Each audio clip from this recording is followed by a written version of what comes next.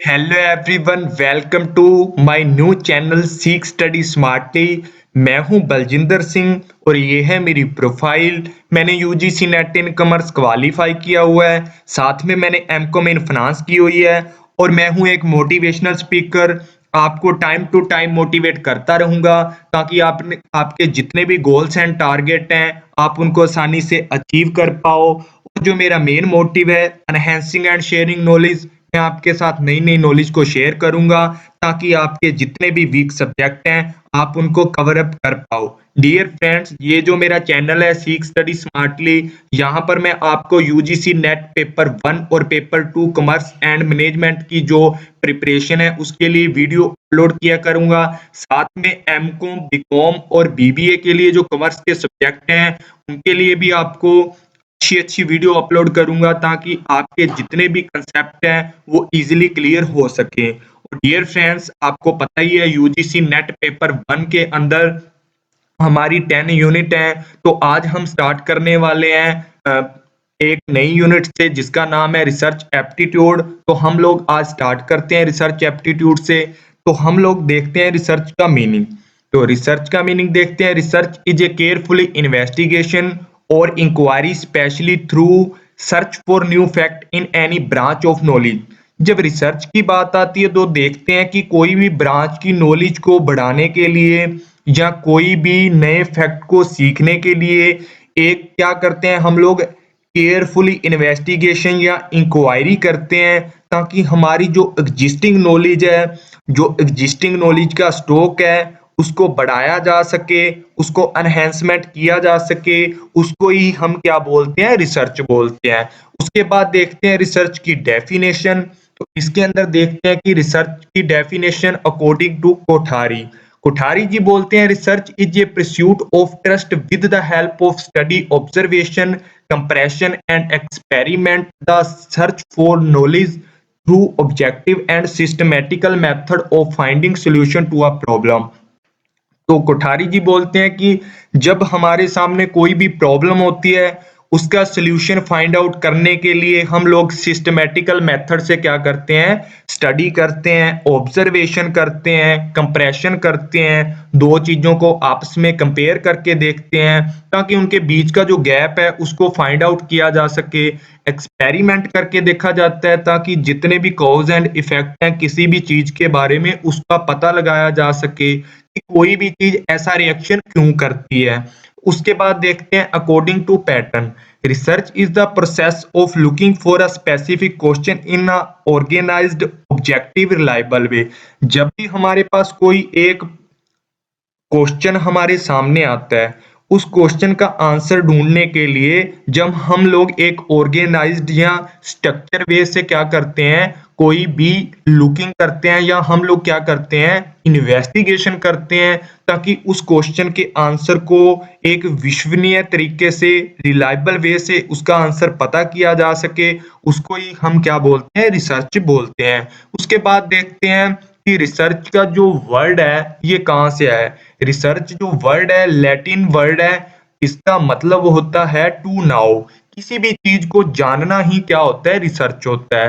और middle French वालों ने भी एक अपना वर्ड दिया था जिसका मतलब है टू गो अबाउट सीक। हम लोग क्या करते हैं, जाते हैं किसी भी चीज के बारे में नई नई नॉलेज को इकट्ठा करते हैं ताकि हमारा जो नॉलेज का लेवल है उसको लो लेवल से हाई लेवल किया जा सके। उसके बाद एक रिसर्च के अंदर 3 बेसिक स्टेपों को इंक्लूड किया जा सकता है। कौन-कौन से हैं? सबसे पहले हमारे पास एक प्रॉब्लम होती है, एक क्वेश्चन होता है, जिसके लिए हम लोग क्या करते हैं, डेटा इकट्ठा करते हैं और उसका आंसर ढूँढने के लिए उस डेटे को एनालाइज़ किया जा सकता है। उसके बाद क्या करते हैं इसके अंदर, जो हमारा प्रेज़ेंट का क्वेश्चन होता है, उसका आंसर ढूँढ लिया जाता है।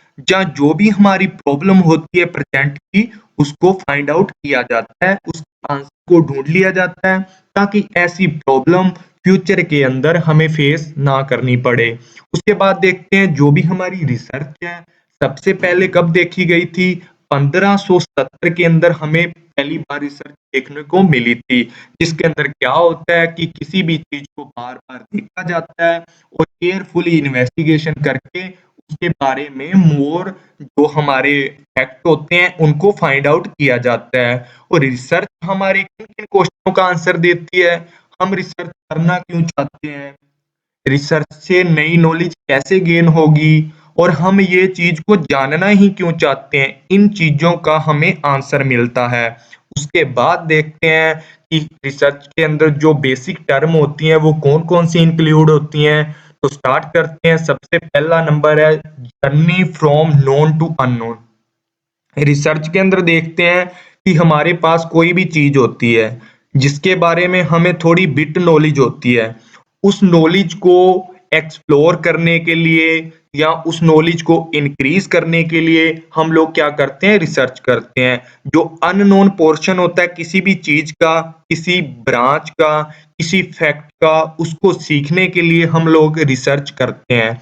उसके बाद क्या करते हैं, किसी भी नए फैक्टों को सीखने के लिए हम रिसर्च के अंदर इंक्वायरी करते हैं, पूछताछ करते हैं, ताकि ज़्यादा से ज़्यादा नॉलेज हम गेन कर सकें। उसके बाद ये होता है स्टेटस ऑफ माइंड आइडिया, कि रिसर्च होती है जो हमारे माइंड के अंदर से कोई भी आइडिया आता है, हम उसके ऊपर रिसर्च करना स्टार्ट कर देते हैं। उस आइडिया के ऊपर नए-नए फैक्टों को ढूँढते हैं, ताकि उसको जर्नलाइज़ेशन किया जा सके। उसके बाद होता है प्रॉब्लम सॉल्विंग।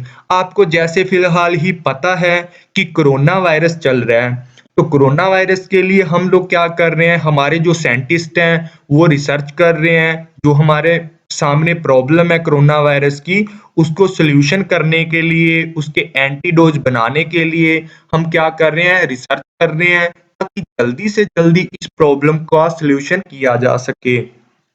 उसके बाद होता है कि हमारे पास एक स्पेसिफिक क्वेश्चन होता है, स्पेसिफिक टॉपिक होता है या स्पेसिफिक प्रॉब्लम होती है, जिसके लिए हम लोग क्या करते हैं, रिसर्च करते हैं, ताकि जो भी हमारी स्पेसिफिक प्रॉब्लम है उसको सॉल्व किया जा सके और फ्यूचर के अंदर वैसी प्रॉब्लम फेस करने को ना मिले। उसके बाद क्या होता है कि इंक्रीजिंग द नॉलेज। रिसर्च हम करते हैं कि हमारी जो एग्जिस्टिंग नॉलेज का स्टॉक है उसको इम्प्रूवमेंट किया जा सके, उसको इंक्रीज किया जा सके, ताकि हम नई-नई नॉलेज या नए-नए फैक्टों को सीख सकें। उसके बाद आता है कि ये एक कंटिन्यू प्रोसेस है। जो भी हमारी रिसर्च है एक कंटिन्यू प्रोसेस होती है, कि रिसर्च के अंदर क्या होता है कि एक प्रॉब्लम या हमारे सामने जो भी प्रॉब्लम्स हैं उसका सॉल्यूशन करने के लिए हम लोग क्या करते हैं, स्टेप बाय स्टेप वर्क करते हैं। बहुत सारे मेथड्स होते हैं जिनको यूज करते हैं। और पहले जैसे हम लोग एक क्वेश्चन को डिफाइन करते हैं, उसके बाद उसके लिए लेटर क्या बोलते हैं, उसके बाद उसके लिए हम क्या करते हैं, एक लिटरेचर रिव्यू करते हैं।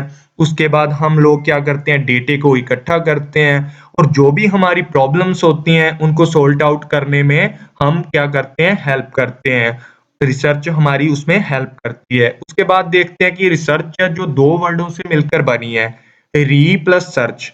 मतलब री का मीन्स होता है अगेन और सर्च का मीन होता है फाइंड आउट। भी हम लोग क्या करते हैं, किसी भी चीज को बार बार सर्च करते हैं या बार बार उसके अंदर ढूंढते हैं, ताकि हम उसके बारे में नए नए फैक्टों को सीख सकें। उसके बाद क्या होता है, इलिसिट फैक्ट फाइंडिंग।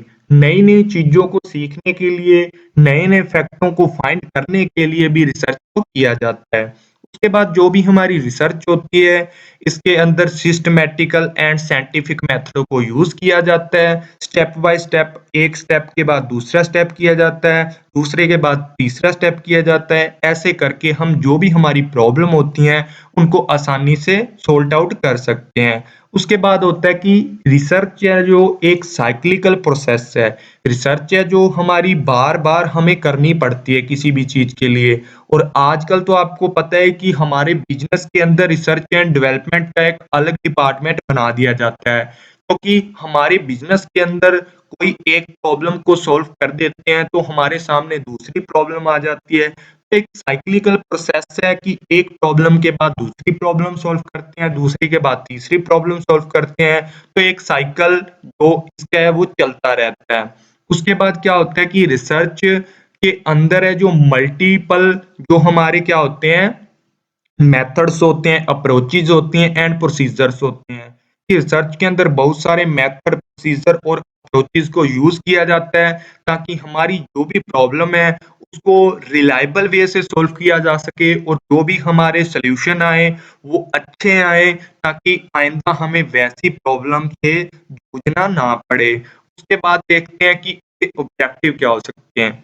रिसर्च के ऑब्जेक्टिव क्या है कि हम लोग क्या करते हैं, नई नई नॉलेज को सीखते हैं, जो भी हमारे पास नॉलेज है उसके नए नए फैक्टों को ढूंढते हैं ताकि हमारी एग्जिस्टिंग नॉलेज को बढ़ाया जा सके। उसके बाद जो भी हमारे पास थ्योरीज हैं, अप्रोचेज हैं, जो भी हमारे पास पहले से बने हुए टेस्ट हैं उनको हम लोग क्या करते हैं, वेरीफाई करते हैं, उनको चेक किया जाता है। जो भी एक्सपेरिमेंट हैं उनको वेरीफाई करके देखा जाता है कि कोई भी थ्योरी जो बोल रही है वैसा होता है या नहीं होता है। मतलब जो एग्जिस्टिंग थ्योरी है उसको वेरीफाई किया जाता है भी जो ये थ्योरी बोलती है क्या वैसा रियल में होता भी है या नहीं होता।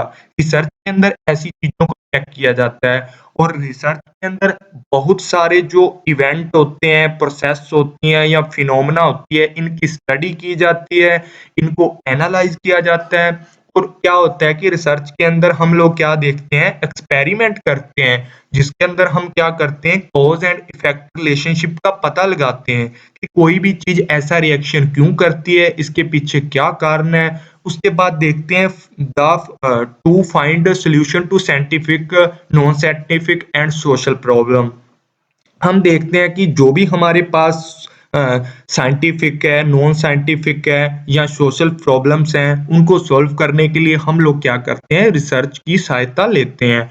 उसके बाद डायग्नोस्टिक रिसर्च क्या होता है कि जो भी हमारे सामने फैक्ट है वो कितनी फ्रैंकली या कितनी फ्रैंकुएट तरीके से काम करता है या उसका नेचर क्या है, वो ऐसा करता क्यों है, मतलब उसके पीछे पता लगाया जाता है। जैसे अभी कोरोना वायरस चल रहा है तो हम लोग देख रहे हैं कि इतनी जल्दी क्यों फैल रहा है, इसकी फ्रीक्वेंसी क्या है, इतना फ्रैंकुएट क्यों है, इतनी जल्दी-जल्दी क्यों फैल रहा है। इसके लिए हम क्या करते हैं, इसके नेचरों को जानते हैं, डायग्नोस्टिक रिसर्च करके इसका पता लगाते हैं। उसके बाद हमारे पास क्या होता है, डिस्क्रिप्टिव रिसर्च, जिसके अंदर हम लोग क्या करते हैं कि जो भी हमारे पास पर्टिकुलर इंडिविजुअल है, सिचुएशन है या ग्रुप है, उसकी कैरेक्टरिस्टिक वगैरह को हम लोग जानने की कोशिश करते हैं ताकि ज़्यादा से ज़्यादा किसी चीज़ के बारे में डीपली नॉलेज ली जा सके, उसकी डिस्क्रिप्टिव स्टडी की जा सके। तो डियर फ्रेंड्स, आज के लिए इतना ही था। आई होप कि आज का टॉपिक आपको पसंद आया होगा। मैं ऐसे ही आपके लिए नए-नए टॉपिक लेके आता रहूँगा ताकि आपके जितने भी बेसिक कंसेप्ट हैं उनको आप आसानी से कवर अप कर पाओ। Thank you all friends. और जो मेरा नया चैनल है इसको आप शेयर कीजिए, सीख स्टडी स्मार्टली को अपने फ्रेंड्स के साथ ताकि उनका भी फायदा हो सके। और डियर फ्रेंड्स, मेरा एक जो टेलीग्राम ग्रुप भी है उसका मैं डिस्क्रिप्शन में आपको लिंक प्रोवाइड कर दूंगा, आप उसको भी ज्वाइन कर सकते हो। वहां पर आपको डेली पेपर 1, पेपर 2 कॉमर्स और पेपर 2 मैनेजमेंट के क्विज़ेज़ मिलते हैं। आप उनमें पार्टिसिपेट करके अपनी जो एफिशिएंसी है या अपनी जो भी नॉलेज है उसको इंक्रीज कर सकते हो। आज के लिए इतना ही था। Thank you all friends. Bye bye.